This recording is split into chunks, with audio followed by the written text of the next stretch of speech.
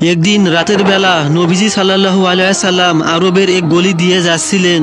হঠাৎ এক ঘর থেকে অসহায় এক কান্নার আওয়াজ শুনে নবীজি সেই ঘরে গিয়ে দেখলেন একজন হাতে চক্কি ঘোরাচ্ছেন।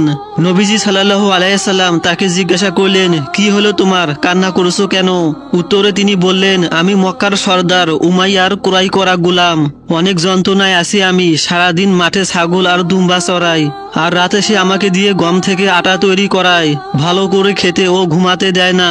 এই কথা শুনে নবীজি সেই ব্যক্তির মাথায় হাত বুলিয়ে দিয়ে বললেন, তুমি কিছুক্ষণ আরাম করো, আমি তোমার কাজ করে দিচ্ছি। এই বলে নবীজি হাত দিয়ে কাজ শুরু করলেন, আর ক্লান্ত শরীর নিয়ে সেই গোলামকে ঘুমানোর সুযোগ করে দিলেন। এইভাবে প্রতি গভীর রাতে নবীজি তার ঘরে গিয়ে সাহায্য করতেন।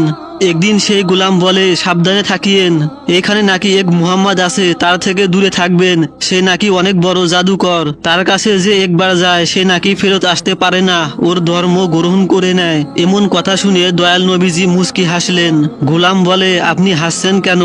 নবীজি বললেন, তুমি যে মুহাম্মাদের কথা বলছো আমি হলাম সেই মুহাম্মদ। এই কথা শুনে নবীজির সুন্দর চারিত্রিক বাস্তব প্রমাণ দেখে ওই গোলাম অঝোর নয়নে কান্না শুরু করতে লাগলেন এবং সাথে সাথে নবীজির কাছে কালিমা পড়ে মুসলমান হয়ে যান।